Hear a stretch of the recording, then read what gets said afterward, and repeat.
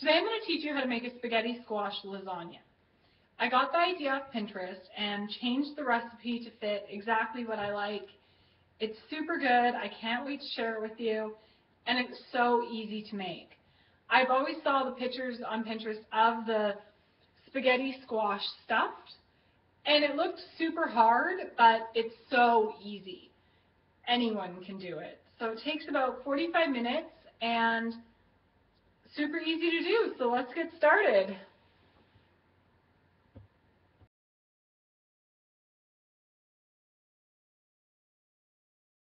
So the first step of this recipe is to get the spaghetti squash in the oven because that can cook while we prep the rest of our ingredients. So to start, we want to cut the spaghetti squash in half.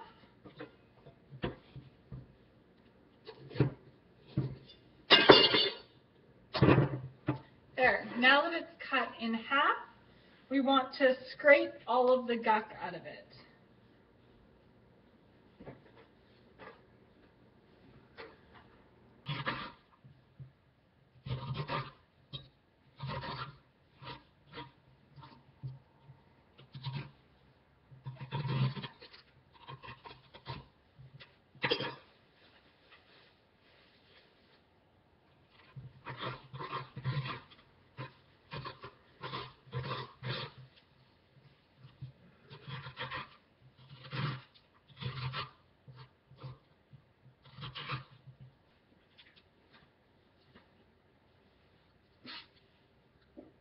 Now for the next step, we're going to put some olive oil inside of the spaghetti squash, put it on our baking sheet and put it in the oven on 350 for about 30 minutes. You're just going to rub the oil in it so that it doesn't dry out while cooking. Put it face down on the pan. Oh. Then you put two on at once. So now that it's on there, add about half a cup of water to the pan. So I just have a little cup here. And pour it on there so that your spaghetti squash does not dry out while cooking it. Now I'm going to take it and put it in the oven for 30 minutes. So while the squash is cooking, we're going to get our vegetables ready, our peppers, onion, and tomato, and begin to make our sauce. So the first step is to start browning your Italian sausage on the stove. And then we're going to add our onions, let our onions cook down with it. Then as soon as they are, we're going to add our peppers in with the squash, then the tomato. And at the same time you add the tomato, add in the tomato paste and the tomato sauce, and let it simmer until the spaghetti squash is done. Once that's done, we have a full other step. The meat is browned. We're going to add our onions.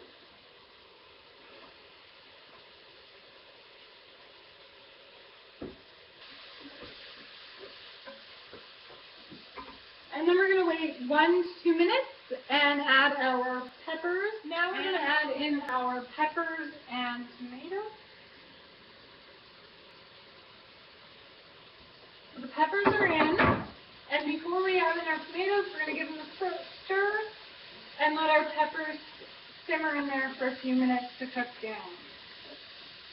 Okay, it's time to add our tomatoes and our tomato sauce and our tomato paste.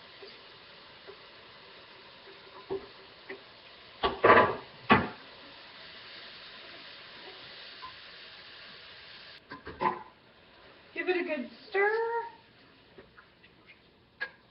You can add salt and pepper to taste, however you like it. I often put in some cayenne pepper because I like things spicy. So regular pepper.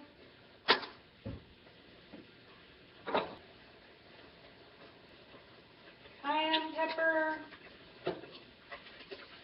I have this on low heat because I'm going to let it simmer until the squash is done. Okay, the squash is out of the oven now, so we're going to take it like this and we're going to scrape it. And you're going to want to let it cool for a minute before you start scraping it. And if you just grab a fork and run it along the inside, it scrapes out really easy and comes into like these spaghetti noodles. Know why it's called a spaghetti squash? Yeah, scrape it out, but try not to poke any holes in the shell because we're going to put the filling back into the squash shell. Okay, now that we've scraped out the insides, leaving the ends intact, we're going to put it into the pot with the spaghetti sauce. Now we're going to mix in the noodles from inside the squash into our sauce. Fully mixed, I'm going to take and turn the stove off and start stuffing our spaghetti squash. We need about a 1/2 cup measuring cup and our cheese. So you'll scoop it and you'll just layer it. So put one layer on the bottom so it's covering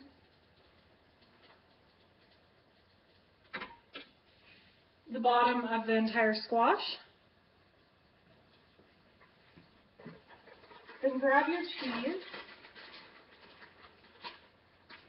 and put a layer of cheese down. And repeat until it's full. Now I overflow mine because I find that after they cook, they squish down and it doesn't actually fill it once it's cooked. So I do quite a bit higher than the actual spaghetti squash.